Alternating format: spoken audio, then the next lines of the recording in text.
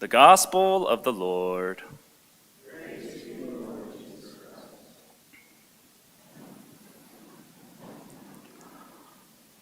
Christ. Today we have two disciples looking up to heaven or looking upward. They're kind of puzzled. They're looking up to see where Jesus went. It is clear that Jesus has resurrected from the dead, but he suddenly ascended into heaven. So they're looking up, kind of puzzled. Where is Jesus? Where is Jesus? Where is Jesus? Heaven?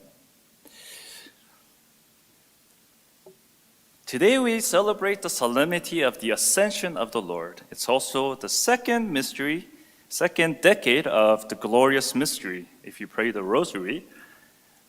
Ascension is kind of interesting because it kind of falls between the things. Next week is like the big shebang, it's the Pentecost. But today we celebrate the Ascension of the Lord. Do we ever look up? Maybe to see a tree, bird on a tree, maybe to see an eclipse. There was a nice eclipse the other day, if you saw it. Do you ever just look up? I think when we look up, it kind of signifies that we're looking towards something that is different from us. When a child looks up to an adult, a child looks at an adult. Different. But is it ever us that we look up like the two disciples, that we're puzzled? That we sometimes feel as if God is distant from us? That we look up to see whether God is even there? I think because of some of our experiences, perhaps the difficult experiences that we have in our lives, sometimes we look up knowing that God is not really present with me, that God is somewhat distant, and God is far, far away in the galaxies.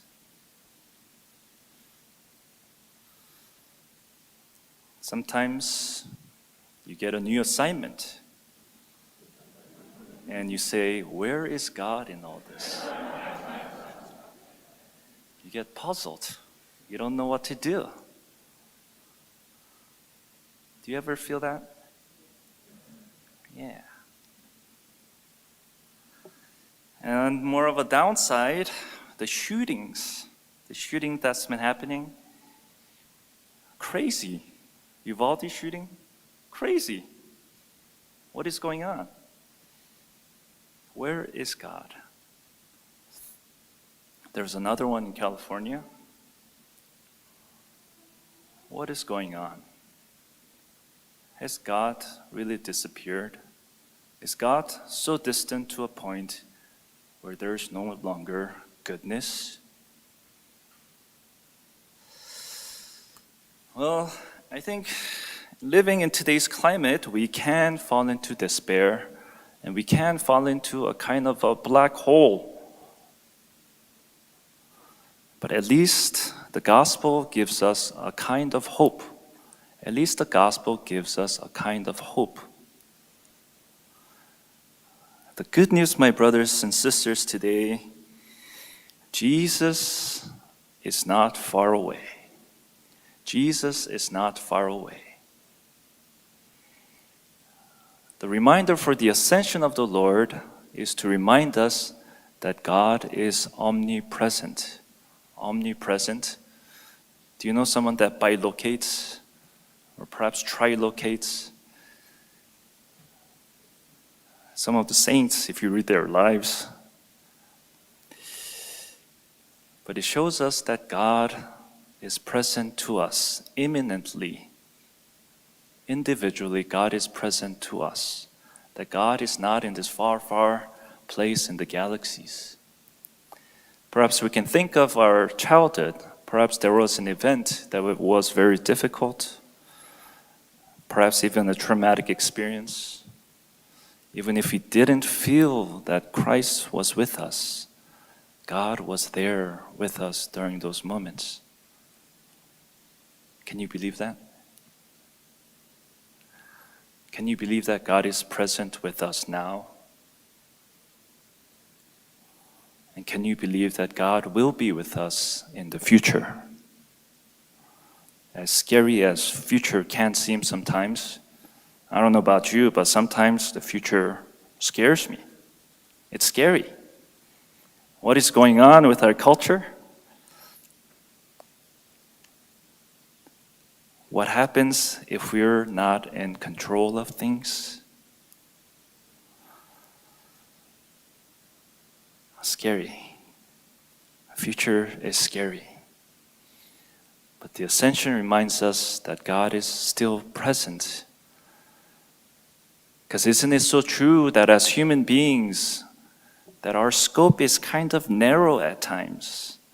We can't really see as God sees. We fall into shortcomings because we have weaknesses.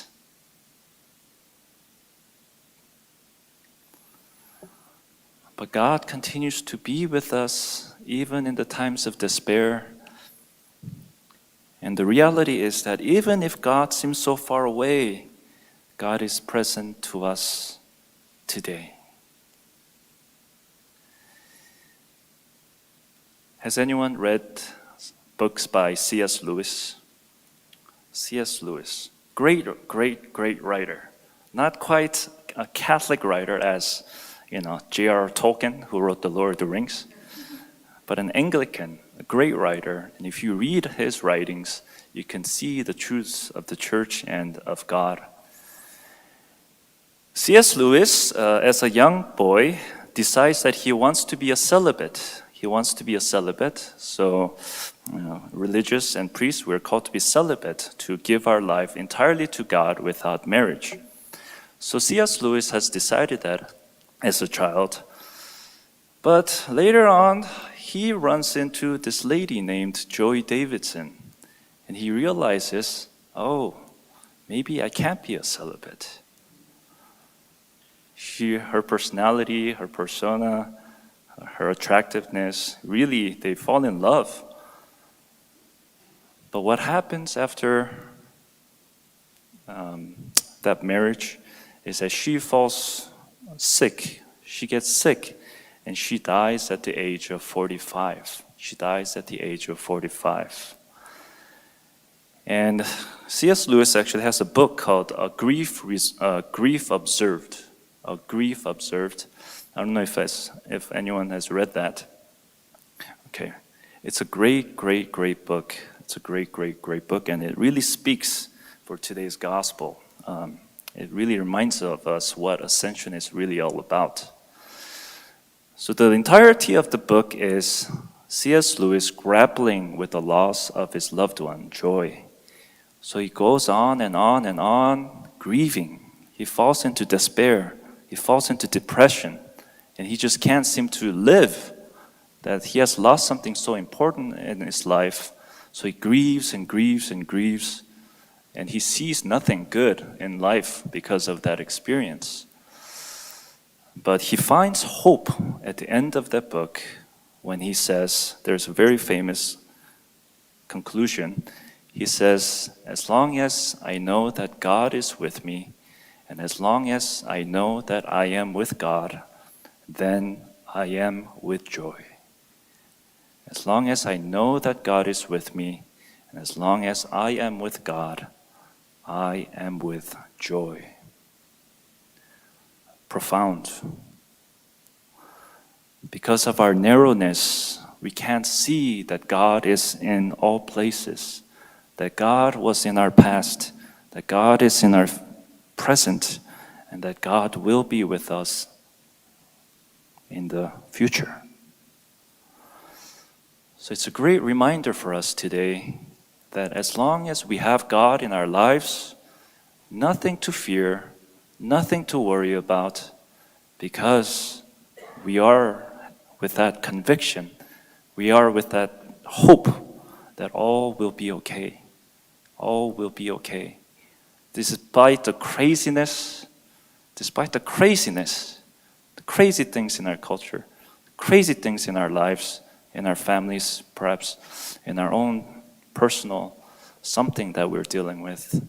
Even despite these things, God is with us.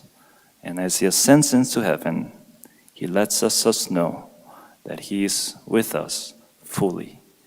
And He reveals that mission to us next week as we enter into Pentecost, as we receive the Holy Spirit to the fullest, and as we listen to what God has in store for us.